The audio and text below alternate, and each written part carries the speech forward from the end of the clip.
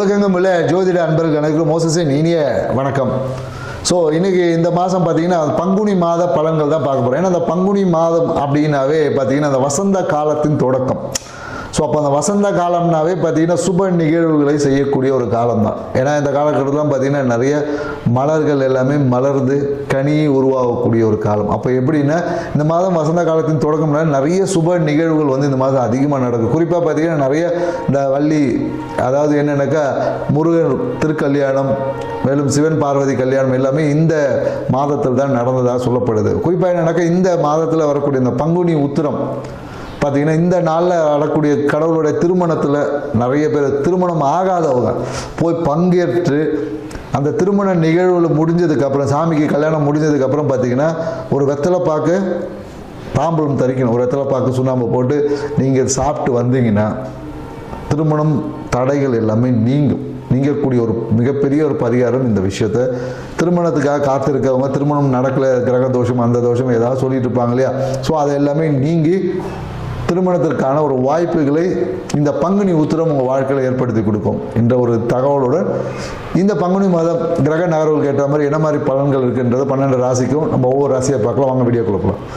மகர ராசி அன்பர்களுக்கு பார்த்தீங்கன்னா இந்த காலகட்டம் வந்து மிக ஒரு சிறப்பான காலகட்டம் சொல்லலாம். ஆனாலும் இந்த சிறப்பான காலகட்டத்தில் கொஞ்சம் ரொம்ப விழிப்பாக இருந்து செயல்படணும் அப்படின்றது. ஏன்னா ராசி அதிபதியான சனி பகவான் பார்த்தீங்கன்னா 3ஆம் இடத்துல இருக்கார். ஸோ 3ஆம் இடம் என்பது விஜய வீரிய வெற்றி ஸ்தானம். ஸோ அப்போ இந்த காலகட்டத்தில் என்னென்னாக்கா நீங்கள் எடுக்கக்கூடிய முயற்சிகள் எல்லாமே வெற்றி அடையும். ஏன்னா கண்டிப்பாக வெற்றி அடையும். ஏற்கனவே இந்த பழைய விஷயங்கள் எல்லாமே பெண்டிங் போட்ட எல்லா விஷயமும் இந்த காலகட்டத்தில் கிளியர் ஆவதற்கான வாய்ப்புகள் என்பது இருக்குது. மேலும் என்னென்னாக்கா இந்த காலகட்டத்தில் பார்த்தீங்கன்னா பேச்சில் பார்த்தீங்கன்னா நிறைய பிரம்மாண்டம், நிறைய பேர் யூடியூப்பில் பேசுவதற்கான வாய்ப்பு, ஏதாவது ஒரு மேடையில் பேசுறது, நிறைய பேர் இந்த கச்சேரி பண்ணுவது, இந்த மாதிரியான வாய்ப்புகள் நிறைய பேருக்கு உருவாவதற்கான சாத்தியம் இருக்குது. நிறைய சினிமா துறையில் இருக்கவங்களுக்கு பார்த்தீங்கன்னா இந்த காலகட்டத்தில் ஒரு அபரிவிதமான ஒரு வளர்ச்சி என்பது இருக்குன்னு சொல்ல முடியும். மனம் பார்த்தீங்கன்னா இந்த காலகட்டத்தில் எல்லாமே மனம் ரொம்ப எப்படி சொல்வது, ஆசைப்பட்ட எல்லா பொருட்களையும் வாங்கி சேமிக்கக்கூடிய ஒரு விஷயமா இருக்கும். ஸோ அதே போல் ஆசைப்பட்ட எல்லா விஷயத்திலையும் செய்யும் போது பார்த்தீங்கன்னா சில தேவையில்லாத விஷயங்களையும் செய்யக்கூடிய ஒரு வாய்ப்புகள் வந்துடும். இந்த காலத்தில் நிறைய பேர் என்ன பண்ணுவாங்கன்னா கழுத்தில் ருத்ராட்சத்தை வாங்கி கட்டுறன்னு சொல்லி நிறைய பேர் கழுத்தில் கட்டுவாங்க. ருத்ராட்சத்தை ஒன்று வாங்கி கழுத்தில் அணியக்கூடிய வாய்ப்பு. அதை கழுத்தில் அணியும் போது அதனால் சில பேருக்கு பிரச்சனையும் வரும். ஸோ அதனால் ருத்ராட்சத்தை நீங்கள் ஒரு நாள் அணிஞ்சு பாருங்கள். அது உங்களுக்கு நல்லா இருந்தால் மட்டும் அணியணும். அப்படி இல்லை என்றால் அதுவே உங்கள் வாழ்க்கைக்கு நிறைய தொந்தரவுகளை ஏற்படுத்தி கொடுக்கும். அதனால் கொஞ்சம் கவனமாக இருங்கன்னு சொல்லணும்.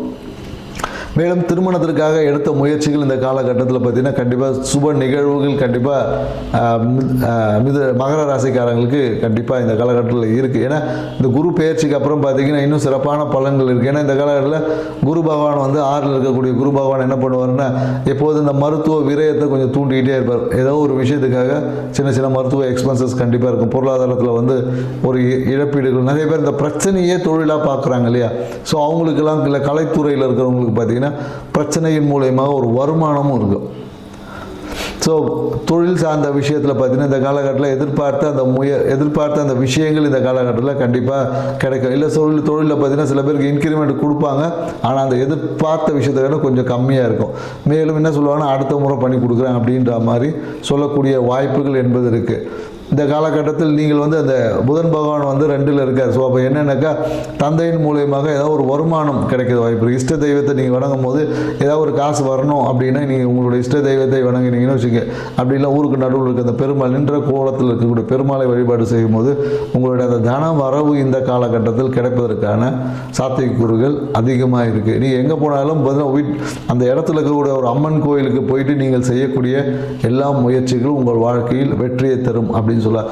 ஏன்னா பார்த்தீங்கன்னா இந்த காலத்தில் குறிப்பாக நிறைய பேருக்கு இந்த எலும்பு சார்ந்த பிரச்சனைகள் வருவதற்கான வாய்ப்புகள் இருக்குது. எலும்பு பார்த்தீங்கன்னா எலும்பு உடையிறது, எலும்பில் பார்த்தீங்கன்னா இந்த கால்சியம் டெஃபிஷியன்சி, முட்டி தேய்மானம், எலும்பு தேஞ்சு போச்சு, இந்த மாதிரி சொல்லக்கூடிய வாய்ப்புகள் இந்த காலகட்டத்தில் வரும். நிறைய பேர் நீங்கள் போய் மெடிக்கல் டெஸ்ட் எடுத்திங்கன்னாவே சொல்லுவாங்க, ஒன்று விட்டமின் டி டெஃபிஷியன்சி இருக்குதுன்னு சொல்லுவாங்க. அப்படி இல்லைன்னா எலும்பு தேஞ்சு போயிருக்கு, இல்லை எலும்பு ரொம்ப மிருதுவாக இருக்குது அப்படின்னு சொல்லுவாங்க. ஸோ அதனால் என்னென்னாக்கா உணவில் கொஞ்சம் கால்சியம் சார்ந்த விஷயத்தை எடுத்துக்கொள்ளக்கூடிய ஒரு தன்மை இந்த காலத்தில் வேணும்.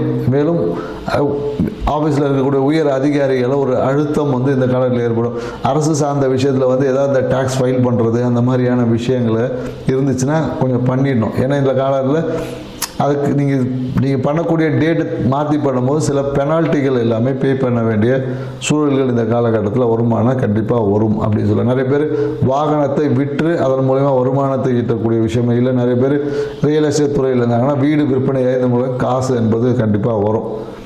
ஸோ குரு பகவான் பார்த்தீங்கன்னா 6ல் இருக்கக்கூடிய குரு பகவான் உங்களுடைய தூக்கத்தை வந்து கொஞ்சம் ஏதாவது கெடுத்து விட்டுவார். தூக்கம் ஏன்னா அதிகப்படியான வேலை அழுத்தத்தினால தூக்கம் என்பது கொஞ்சம் கெடும். ஸோ அதனால் தூக்கத்தை நீங்கள் கொஞ்சம் நல்லா வச்சுக்கணும். ஏன்னா பொதுவாக என்னடா இவர் எல்லாத்துக்குமே தூக்கம் வேணும். ஏன்னா தூக்கம் நீங்கள் தூங்கும் போது தான் உங்கள் உடம்புல இருக்கக்கூடிய எல்லா விஷயமும் ரீஷெடியூல் ஆகும். ஸோ அதனால் என்னென்னாக்கா இன்றைக்கி தூக்கமின்மையால் தான் நிறைய பிரச்சனைகளுக்கு காரணம் வருது. தூக்கமின்மையால் நிறைய பேர் கடன் தொந்தரவுக்கு வந்து ஆளாகிறாங்க. இது எல்லாமே பார்த்தீங்கன்னா சைக்காலஜியில் இருக்கக்கூடிய மிகப்பெரிய ஒரு நுட்பமானது. ஏன்னா நம்ம உளவியலும் ஆன்மீகம் எல்லாமே ஒன்றோடு ஒன்று தொடர்பில் இருக்குது. ஸோ அதனால் இது வேறு அது வேறெல்லாம் கிடையாது. ஏன்னா நிறைய என்னென்னாக்கா சில பேர் என்ன இந்த காலகட்டத்தில் ஆன்மீகம் விரதம் இருப்பாங்க. நிறைய விரதம் இருக்கக்கூடிய நிறைய பேர் பார்த்தீங்கன்னா கடன் சுமை அதிகமாகி தான் இருக்குது. ஸோ விரதம் என்பது என்ன அப்படின்றத தெளிவாக புரிஞ்சுக்கிட்டு செய்யணும்.